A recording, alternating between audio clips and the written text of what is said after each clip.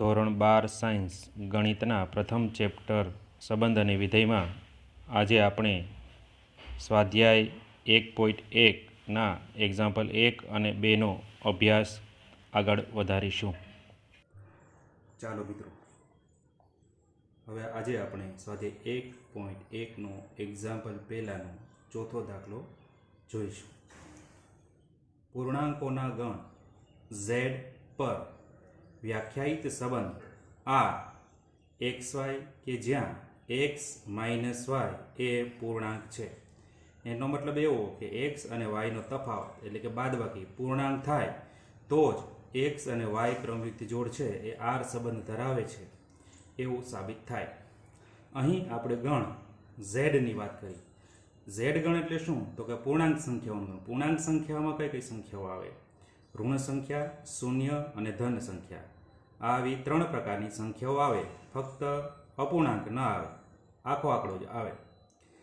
ચાલો, અહીંયા જે સંબંધ આપ્યો છે x અને y ક્યારે સંબંધ આરથી જોડાશે, તો એની શરત કહેવામાં આવી છે કે x માઇનસ વાય એ પૂર્ણાંક હોય, એટલે કે કોઈ આમાંથી કોઈ પણ આંકડો હોય, એક ફિક્સ આંકડો નહીં. -3, -2, -1, 0, 1, 2, 3 આવા ઘણા બધા અંકોમાંની કોઈ એક સંખ્યા હોય તો એ રિલેશન આરથી જોડાયેલા છે એમ કહી શકાય. સૌ પ્રથમ આપણે સહવાચક માટે ચેક કરીએ. All a belongs to z માટે, એટલે કે all a belongs to z એટલે શું? તો કે a એક અચળાંક છે કે જે z માંથી લેવાનો છે, ને આ z તરીકે કોણ હોઈ શકે? આમાંથી કોઈ એક સંખ્યા છે. હવે તમે જાણો છો મિત્રો કે a માંથી a બાદ કરો એટલે શું મળે? શૂન્ય મળે. a ની જગ્યાએ આમાંથી કોઈ પણ એક આંકડો લ્યો, દાખલા તરીકે 1 લીધું તો શું થશે? 1 - 1 = 0, જે z માં જ આવેલો છે. દાખલા તરીકે 2 લેવામાં આવે તો 2 - 2 = 0, જે પણ z માંથી છે એટલે પૂર્ણાંક સંખ્યા છે. 3 લેવામાં આવે તો 3 - 3 = 0, જે પણ z માંથી છે એટલે કોઈ પણ બે પૂર્ણાંકનો સમાન પૂર્ણાંકોની બાદબાકી કરતા જવાબ હંમેશા શૂન્ય જ આવશે.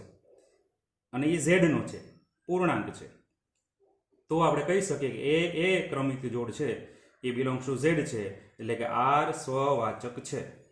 સંમિત માટે આપણે બે સંખ્યાઓ 1 અને 2 બિલોંગ્સ ટુ z આપણે z ગણમાંથી લીધેલી છે.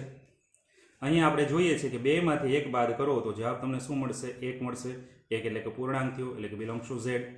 2 1 બિલોંગ્સ ટુ r, z માંથી આવેલી છે એટલે આપણે એમ કહી શકીએ 2 1 બિલોંગ્સ ટુ r, એટલે કે રિલેશન r દ્વારા જોડાયેલી છે. આની જ બાજુ ઉલટાવવામાં આવે એટલે કે 1 2, તો એની માટે ચેક કરીએ તો 1 - 2 કરો એટલે -1 થયું. -1 એ શું થશે? પૂર્ણાંક થશે, બિલોંગ્સ ટુ z, એટલે આપણે એમ કહી શકશું કે 1 2 બિલોંગ્સ ટુ r. આમ all ab belongs to r માટે, એટલે કે a અને b તરીકે આ z માંથી કોઈ પણ બે સંખ્યા તમે લેશો તો ab બિલોંગ્સ ટુ r કરશો તો ba બિલોંગ્સ ટુ r થશે. માટે આપણે કહીશું r સંમિત છે. પરંપરિત માટે 3 પૂર્ણાંક સંખ્યાઓ લેવામાં આવે. 1 2 3 બિલોંગ્સ ટુ z માટે. હવે આપણે ધારી લઈએ છીએ કે 3 2 બિલોંગ્સ ટુ r તથા 2 1 બિલોંગ્સ ટુ r. શા માટે r છે? તો આપણે જાણીએ છીએ કે 3 2 બિલોંગ્સ ટુ r ક્યારે થઈ શકે? તો કે 3 - 2 બે સંખ્યાઓની x અને y ની બાદબાકી કરતા જવાબ આપણે 1 મળે છે, જે પૂર્ણાંક છે, માટે 3 2 બિલોંગ્સ ટુ r છે. તથા 2 1 બિલોંગ્સ ટુ r શા માટે છે? તો કે 2 માંથી 1 બાદ કરીએ તો 1 મળે છે, જે પૂર્ણાંક સંખ્યા છે અને z ની છે, એટલે આપણે કહી શકાય કે 2 અને 1 છે બિલોંગ્સ ટુ r સંબંધથી જોડાયેલી છે. હવે આ ક્રમયુક્ત જોડમાં આપણે ખાસ એ ધ્યાન રાખેલું હતું, પ્રથમ ક્રમયુક્ત જોડનો બીજો ઘટક બીજી ક્રમયુક્ત જોડના પ્રથમ ઘટક બે સમાન હોવા જોઈએ એવી જ જોડ લેવાની છે. હવે આપણે ચેક કરવાનું છે પ્રથમ ક્રમયુક્ત જોડનો પ્રથમ ઘટક બીજી ક્રમયુક્ત જોડના બીજા ઘટક સાથે સંબંધ ધરાવે છે કે નહીં. 3 2 બિલોંગ્સ ટુ r થાય છે કે નહીં એ ચેક કરીએ તો કે 3 માંથી 1 બાદ કરીએ તો જવાબ આપણે 2 મળે, જે પૂર્ણાંક છે, માટે કહી શકાય કે 3 1 બિલોંગ્સ ટુ r છે. આવી જ રીતે આપણે અહીંયા 1 2 3 લીધા. a b c તરીકે z ગણમાંથી કોઈ પણ 3 ઘટકો તમે લેશો, બરાબર છે, એની માટે ab બિલોંગ્સ ટુ r તથા bc બિલોંગ્સ ટુ r, તો ac બિલોંગ્સ ટુ r સાબિત કરી શકાય. આમ r એ પરંપરિત સંબંધ છે. તેથી આપણે કહી શકીએ કે આ એક્ઝામ્પલ માટે r સ્વવાચક છે, r સંમિત છે તથા r પરંપરિત છે. મિત્રો, આના પછીના દાખલા તરફ આપણે આગળ વધીએ.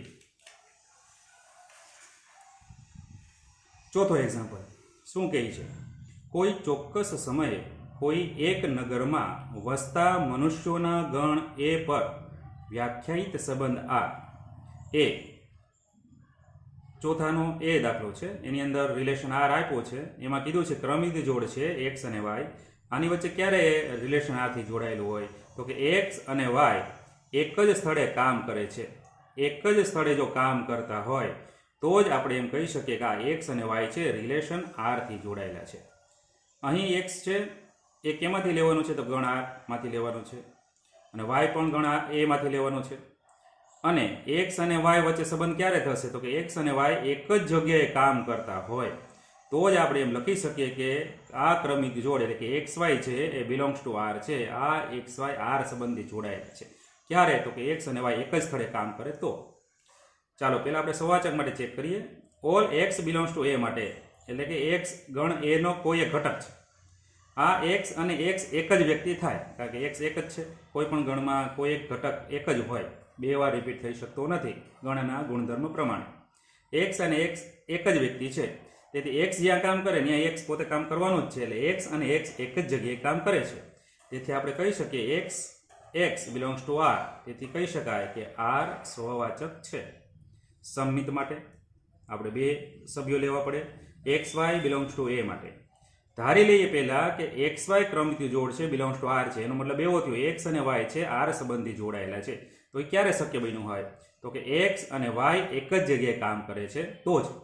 જો એક્સ અને વાય એક જ જગ્યાએ કામ કરે તો આપણે એમ કહી શકીએ કે વાય અને એક્સ એ પણ એક જ જગ્યાએ કામ કરે છે. તેથી કહી શકાય Y X belongs to R. આમ સાબિત થાય કે X Y belongs to R તો Y X belongs to R, એટલે કે બાજુઓ બદલાઈ જાય છે. તેથી આપણે કહી શકીએ કે આર સમમિત સંબંધ છે. પરંપરિત સંબંધ માટેની વાત કરીએ મિત્રો, તો all X Y Z belongs to A માટે પહેલી શરત આપણે સ્વીકારી લઈએ. ધારો કે X Y belongs to R તથા Y Z belongs to R છે. X Y belongs to R નો મતલબ શું? તો કે એક્સ અને વાય એક જ જગ્યાએ કામ કરે છે તો જ આપણે X Y belongs to R કહી શકીએ. તથા Y Z belongs to R એટલે શું? તો કે વાય અને ઝેડ એક જ જગ્યાએ કામ કરે છે. એટલે આપણે કહેવાય કે એક્સ અને વાય એક જગ્યાએ કામ કરે છે. વાય છે એ ઝેડ સાથે એક જ જગ્યાએ કામ કરે છે. તો ડાયરેક્ટલી આપણે કહી શકીએ કે એક્સ છે એ ઝેડ સાથે એક જ જગ્યાએ કામ કરે છે. શા માટે? એક્સ અને વાય બે એક જ જગ્યાએ કામ કરે, અને વાય અને ઝેડ પણ એક જ જગ્યાએ કરે છે. તો એક્સ અને ઝેડ પણ એક જ જગ્યાએ કામ કરતા હોય ને, તો આપણે એમ કહી શકીએ કે X Z belongs to R છે.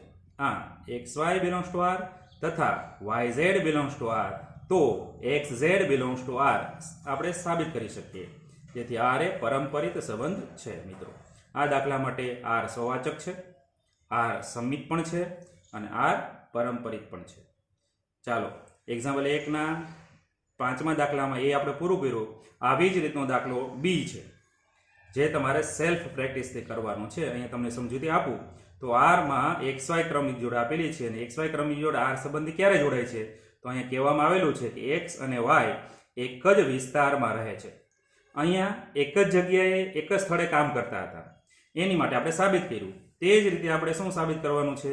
એક જ વિસ્તારમાં રહે છે તે રીતે સાબિત કરવાનું છે મિત્રો. તમારે આ સેલ્ફ પ્રેક્ટિસથી દાખલો ગણવાનો છે. જો ન ખ્યાલ આવે તો આપણે મળીશું ત્યારે આની વિગતે ચર્ચા કરીશું. ચાલો આના પછીનું એક્ઝામ્પલ આપણે જોઈએ. Example number C. સી શું કહે છે? તો કે આર બરાબર એક્સ વાય કે જ્યાં એક્સ ની ઊંચાઈ વાય ની ઊંચાઈ કરતા બરાબર 7 સેમી વધારે છે. એક્સ ની ઊંચાઈ વાય ની ઊંચાઈ કરતા બરાબર 7 સેમી વધારે છે. અને બીજી રીતે આપણે દર્શાવવું હોય તો કેમ ખબર પડે ભાઈ 7 સેમી વધારે છે?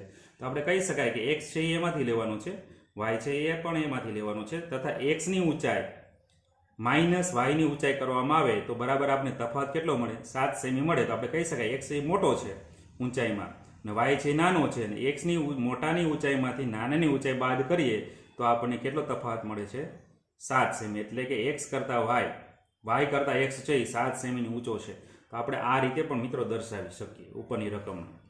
ચાલો આનો આપણે ઉપયોગ કરશું. જો આ સંબંધ ધરાવતા હોય એક્સ કરતા વાય 7 સેમી ઊંચો હોય તો આપણે એમ કહી શકીએ એક્સ અને વાય છે રિલેશન આરથી જોડાયેલા છે. ચાલો આપણે જોઈએ સ્વવાચક માટે ઓલ એક્સ બિલોંગ્સ ટુ એ. એનો મતલબ એવો થયો કે એ ગણ જે આપેલો હતો એમાંથી દરેક ઘટકની વાત કરવામાં આવેલી છે. એક્સની ઊંચાઈ માઇનસ એક્સની ઊંચાઈ, પોતાની ઊંચાઈમાંથી પોતાની ઊંચાઈ બાદ કરો હંમેશા, તો તમને શું જવાબ મળશે? 0 સેન્ટીમીટર, જે 7ની બરાબર થતો નથી. તો આપણે એમ કહી શકીએ એક્સને એક્સ સાથે પોતાની હારે તફાવતમાં 7 સેન્ટીમીટરની તફાવત કોઈ દી મળી શકે નહીં. એટલે આપણે એમ કહી શકીએ કે x does not belongs to r, એટલે કે r સહવાચક નથી. ચાલો સમમિત માટે ચેક કરીએ. આપણે બે ઘટકો લઈએ છીએ. All X Y belongs to a માટે પહેલા આપણે ધારી લઈએ પહેલી શરત. ધારો કે X Y belongs to r છે. એનો મતલબ શું થયો મિત્રો? તો કે x ની ઊંચાઈમાંથી y ની ઊંચાઈ બાદ કરીએ તો આપણે 7 સેન્ટીમીટર થાય છે. આ આપેલું છે એવું આપણે સ્વીકાર્યું છે. હવે જો આપણે y ની ઊંચાઈમાંથી x ની ઊંચાઈ બાદ કરીએ, એટલે કે જેની ઊંચાઈ નાની છે, x ની ઊંચાઈ મોટી છે, y ની ઊંચાઈ નાની છે, એ આપણે આગળ જોયું. x છે એ y કરતાં 7 સેન્ટીમીટર ઊંચો છે, તો જ આનો તફાવત આપણે +7 મળ્યો હોય. પણ y ની ઊંચાઈમાંથી x ની ઊંચાઈ બાદ કરીએ તો આપણે જવાબ શું મળશે? તો કે -7 સેન્ટીમીટર મળશે. તો એ -7 સેન્ટીમીટર 7 સેન્ટીમીટરને ઇક્વલ ટુ થતા નથી. માટે આપણે એમ કહી શકીએ કે yx does not belongs to r. આમ xy બિલોંગ્સ ટુ r ત્યારે yx does not belongs to r. તેથી આપણે કહી શકીએ કે r સમમિત નથી. ચાલો એના પછી આપણે વાત કરીએ પરંપરિત સંબંધ માટે. અહીંયા 3 ઘટકો આપણે લઈશું. All x y z belongs to a.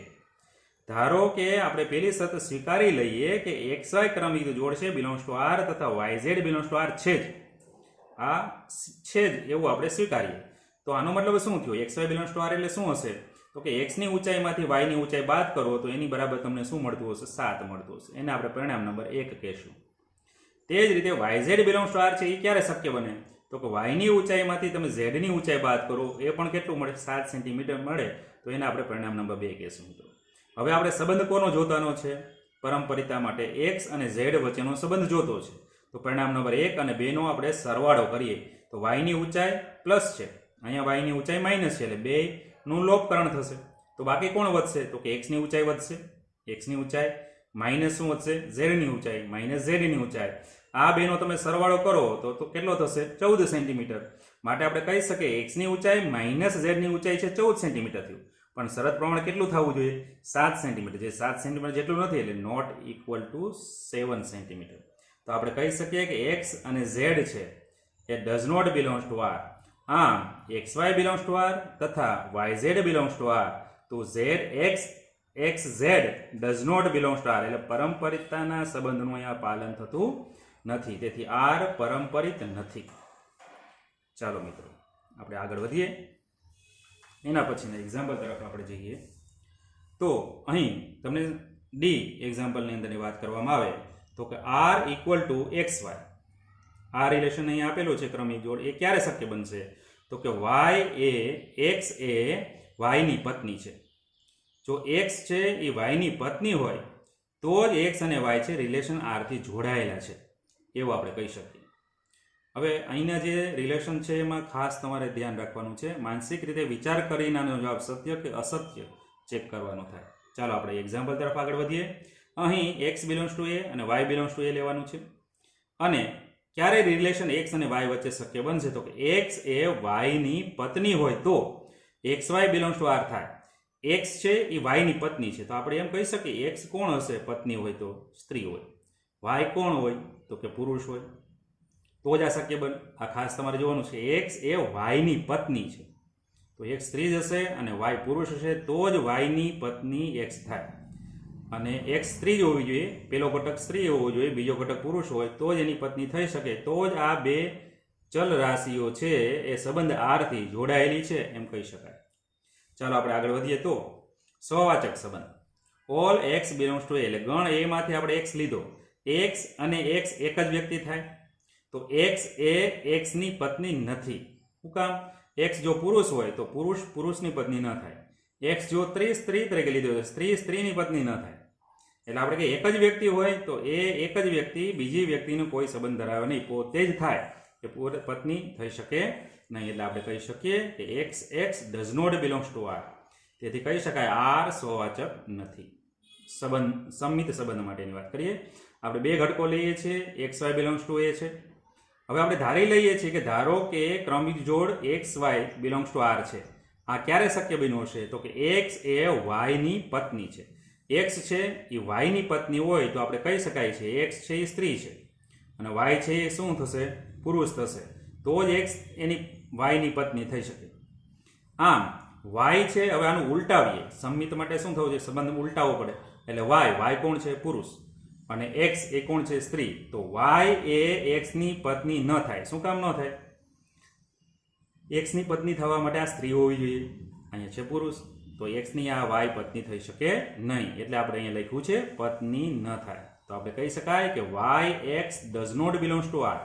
આમ X Y belongs to R, તો Y X does not belongs to R. તેથી આર સંમિત નથી. ચાલો પરંપરિત સંબંધ માટેની વાત કરીએ મિત્રો. તો all X Y Z belongs to A છે. ધારો કે X Y belongs to R છે.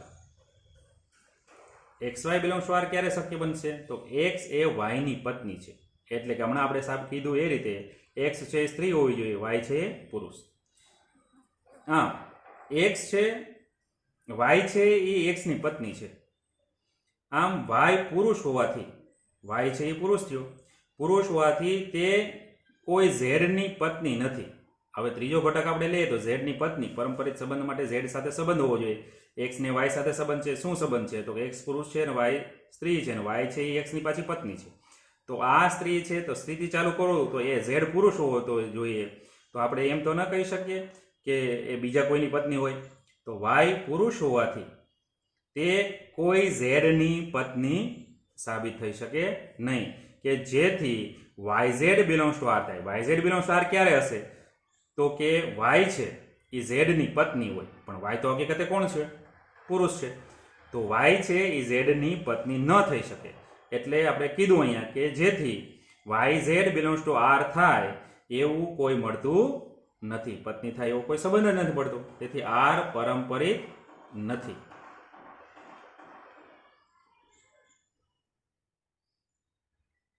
સોરી, અહીંયા એવો બીજો કોઈ ઘટક જ મેળ્યો નહીં, એવો કોઈ સંબંધ જ મળતો નથી, એટલે પરંપરિત છે. તે જ રીતે આપણે શું સાબિત કરવાનું છે? એટલે આપણે વાત કરેલી છે કે પરંપરિત સંબંધ માટે બીજી કોઈ ક્રમયુક્ત જોડ જો ન મળે તો એ પરંપરિત સંબંધ તરીકે આપણે સ્વીકારવાનું છે, મળે નહીં તો પણ. ચાલો આ જ રીતે આપણે એક્ઝામ્પલ ઈ છે, એમાં લખ્યું છે આર બરાબર એક્સ વાય, કે જ્યાં એક્સ એ વાયનો પિતા છે. પત્નીની વાત કરી એ જ રીતે પિતાની, બરાબર, અને પિતા પણ હંમેશા એક જ હોય. તો ઉપર મુજબ વિચાર કરી સેલ્ફ પ્રેક્ટિસ આ દાખલાની આપણે કરવાની છે, બરાબર. એ નામનું એક્ઝામ્પલ તમે ટેક્સ્ટ બુક ખોલશો ત્યારે તમને મળશે. સાથે આ જ દાખલો હારે કમ્પેર કરી આના જેવો જ દાખલો હોવાથી તમારે જાતે પ્રયત્ન કરવાનો છે. જો ન ખ્યાલ આવે તો આપણે ફરી મળીશું, ત્યારે આની વિગતે ચર્ચા કરીશું. ચાલો આના પછીના દાખલા તરફ આપણે આગળ વધીએ. આજના દિવસ માટે આ દાખલો આપણે જોઈ વિરામ લઈશું. તો અહીંયા મિત્રો સ્વાધ્યાય 1.1 એક્ઝામ્પલ નંબર 2 આજનો અંતિમ એક્ઝામ્પલ આપણે જોઈએ. તો અહીંયા કીધું છે સાબિત કરો કે વાસ્તવિક સંખ્યાઓના ગણ આર પર એસ બરાબર AB, એટલે એ અને બી ક્રમયુક્ત જોડ છે. મિત્રો આપણે આની પહેલા પણ ચર્ચા કરી કે સંબંધને આપણી ટેક્સ્ટ બુકમાં આર વડે દર્શાવેલું છે, પણ આ પ્રથમ એવો દાખલો આવે છે કે જેમાં સંબંધને એસ વડે દર્શાવેલું છે. એટલે આમાં ગભરાવાની જરૂર નથી. ગમે તે સિમ્બોલ આવે આપણે સમજવાનું કે આપણે જે રીત ફોલો કરીએ છીએ એ જ રીત વાપરવાની છે. ચાલો એ અને બી વચ્ચે સંબંધ એસ ક્યારે છે? તો કે અહીંયા પ્રથમ ક્રમયુક્ત જોડનો પ્રથમ ઘટક છે અને ક્રમયુક્ત જોડનો બીજો ઘટક છે. આ બીજા ઘટકનો જ્યારે તમે વર્ગ કરો છો તો એ વર્ગ આ એ જેટલો, પ્રથમ ઘટક જેટલો અથવા એનાથી મોટો હોય તો જ આપણે સંબંધ એસ થી એ અને બી જોડાયેલા છે. વડે વ્યાખ્યાયિત સંબંધ એસ સવાચક, સંમિત અને પરંપરિત સંબંધ પૈકી એક પણ નથી. અહીંયા આપણે સાબિત કરવાનું છે સ્વાચક એ નથી સંબંધ, સંમિત એ નથી અને પરંપરિત પણ નથી, એવું આપણે શું કરવાનું છે? સાબિત કરવાનું છે. ચાલો આપણે એક્ઝામ્પલની વાત કરીએ તો જવાબ છે અહીં એ બી બિલોંગ્સ ટુ આર છે. જો અહીં આપણે વાત કરવામાં આવેલી છે વાસ્તવિક સંખ્યાઓના ગણ આર. વાસ્તવિક સંખ્યાઓનો ગણ આપણે કોને કહીએ છીએ? તેમાં ઋણ સંખ્યા આવે, શૂન્ય આવે, ધન સંખ્યાઓ આવે, પોઈન્ટ વાળી આવે, પોઈન્ટ વગરની આવે, પૂર્ણાંક, ટોટલી દુનિયામાં અસ્તિત્વ ધરાવતી કોઈ પણ સંખ્યા આર. અહીંયા ગણ આર આપ્યો છે એટલે અહીંયા સંબંધને નામ આર આપેલું નથી, એસ વડે અલગ સિમ્બોલ વડે દર્શાવેલું છે. તો આપણે મિત્રો યાદ રાખીએ કે અહીં એ બી બિલોંગ્સ ટુ આર અને એક કરતા બીજા ઘટક છે એનો વર્ગ જ્યારે કરો છો ત્યારે એ જેટલો અથવા એ કરતા વર્ગ મોટો હોય તો જ આપણે એ અને બી ક્રમયુક્ત જોડ છે સંબંધ એસ વડે જોડાયેલી છે એમ કહી શકાય. તો એ અને બી વાસ્તવિક સંખ્યાઓના ગણમાંથી લેવાના છે અને સંબંધને આપણે એસ વડે દર્શાવ્યો છે એ દાખલા માટે ખાસ જોવાનું છે. ચાલો સ્વવાચક માટેની વાત કરીએ તો અહીંયા કેટલાક વિચારો આપણે કરીએ ને ત્યારે આપણે અમુક જવાબો મળે. તો આ દાખલા માટે આપણે ટિપિકલ થોડીક વસ્તુઓ યાદ રાખશું. અહીંયા કેટલીક મૂલ્યો તમારે લેવા પડશે. કેવા મૂલ્યો? વાસ્તવિક સંખ્યામાં મેં તમને કીધું કે સ્વવાચક ચેક કરવા માટે કેટલીક વાર સાબિતીઓના સ્ટેપ વધી જતા હોય છે. આપણે એ જો સાબિતીના સ્ટેપ ઓછા કરવા હોય તો કેટલીક ટ્રીકો તમારે યાદ રાખવી પડે. કોઈ સંખ્યા બીજી સંખ્યાના વર્ગ કરવામાં આવે ને વધી જાય એવી જ બધી સંખ્યા ન વિચારવી, પણ કેવી સંખ્યા વિચારવી કે વર્ગ કરતાં એનું મૂલ્ય ઘટે. વર્ગ કરતાં એનું મૂલ્ય ઘટે એવી કોઈ પણ સંખ્યા તમારે લેવી હોય તો એનું એક ઉદાહરણ અહીંયા તમારી સામે રજૂ છે. એ બરાબર એક સંખ્યા લીધી 1/2. હંમેશા મિત્રો 1/2 જ લેવું ના, ગોખવાની જરૂર નથી. તમારે શું કરવાનું? અંશ કરતાં છેદ મોટો હોય ને તેવી કોઈ પણ સંખ્યા તમે લઈ શકો. દાખલા તરીકે 3/છેદમાં મોટો વાંક સંખ્યા હોય 7, તમે લ્યો તો ચાલશે.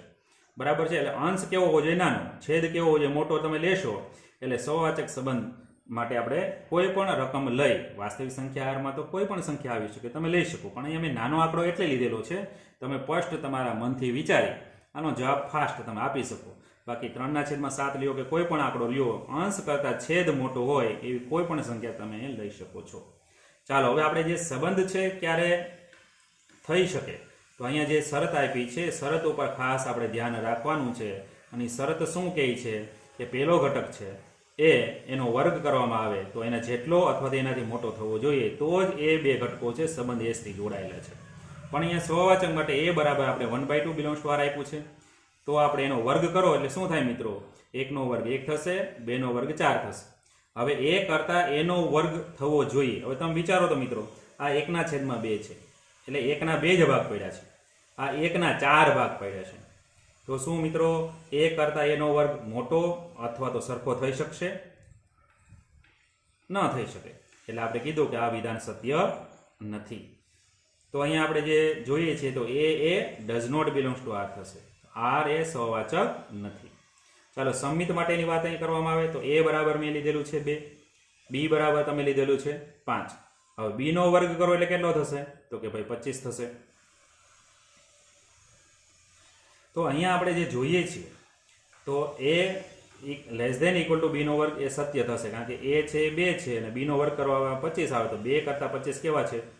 મોટા છે. અહીંયા આપણે કહી શકીએ કે 2 કરતાં 25 મોટા છે. તો આપણે એમ કહી શકાય કે એ બી બિલોંગ્સ ટુ આર થાય.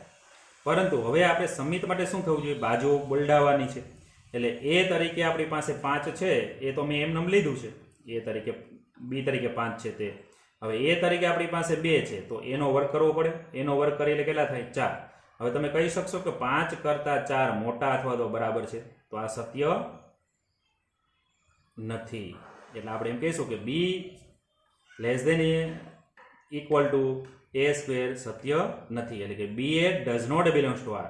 આમ A B belongs to R છે જે અહીંયા આપણે સાબિત કર્યું, પરંતુ B A does not belongs to R છે એટલે આપણે કહી શકાય કે આર સંમિત નથી. પરંપરિત માટે ચેક કરીએ તો એ બરાબર 10 લીધું છે, બી બરાબર 5 લીધું છે અને સી બરાબર 3 લીધું છે. અહીં ખાસ તો તમારે એક જોવાનું છે કે પહેલી શરત એ બરાબર 10 છે. હવે બી નો આપણે વર્ગ કરીએ તો 5 નો વર્ગ કેટલો થશે? 25. 10 કરતાં 25 મોટા થાય કે ન થાય? થાય. તો આપણે કહી શકાય કે એ લેસ ધેન ઇક્વલ ટુ શું થશે? બી વર્ગ થશે. તો આપણે કહી શકાય કે એ બી બિલોંગ્સ ટુ આર સંબંધથી જોડાયેલા છે. એવી રીતે બી બરાબર 5 લીધેલું છે, સી બરાબર આપણી પાસે 3 છે પણ સી નો વર્ગ કરો એટલે 3 નો વર્ગ કેટલો થશે? 9. 5 કરતાં 9 મોટા છે તો આપણે એમ કહી શકાય B less than equal to C વર્ગ. એટલે કે B C belongs to R છે. એટલે આપણે બે શરતો પરંપરિત માટેના બે ક્રમયુક્ત જોડ મળી, A B belongs to R અને B C belongs to R. અહીંયા બી પ્રથમ ક્રમયુક્ત જોડનો બીજો ઘટક અને બીજી ક્રમયુક્ત જોડનો પ્રથમ ઘટક સમાન છે. તો આપણે કોની વચ્ચે સંબંધ જોવો પડશે? એ અને સી વચ્ચે. ચાલો એ તરીકે આપણી પાસે કેટલા છે? 10. સી તરીકે આપણી પાસે કેટલા છે? 3. 3 નો વર્ગ કરો એટલે કેટલા થશે? 9. 10 કરતાં 9 મોટા થાય. A less than equal to C વર્ગ સત્ય થશે? તો કે સત્ય થતું નથી, કારણ કે 10 છે એ 9 કરતાં નાના કે ઇક્વલ ટુ બરાબર નથી. તેથી આપણે એમ કહી શકીએ કે AC does not belongs to R. એટલે પરંપરિતતાના સંબંધ મુજબ A B belongs to R તથા બીસી બિલોંગ્સ ટુ આર માટે એસી બિલોંગ્સ ટુ આર હોવું જોઈએ. અહીં એસી બિલોંગ્સ ટુ આર થતું નથી, માટે કહી શકાય કે આર એ પરંપરિત નથી. માટે આ દાખલા માટે આર સ્વાચક નથી, આર સંમિત નથી અને આર પરંપરિત નથી. નીચે લખો ને આમ સાબિત થાય છે કે એસ એ સ્વાચક સંમિત પરંપરિત સંબંધ નથી. ચાલો આજના દિવસ માટે અહીં વિરામ લઈએ. ફરી મળીશું ત્યારે અભ્યાસ આગળ વધારીશું. આવજો.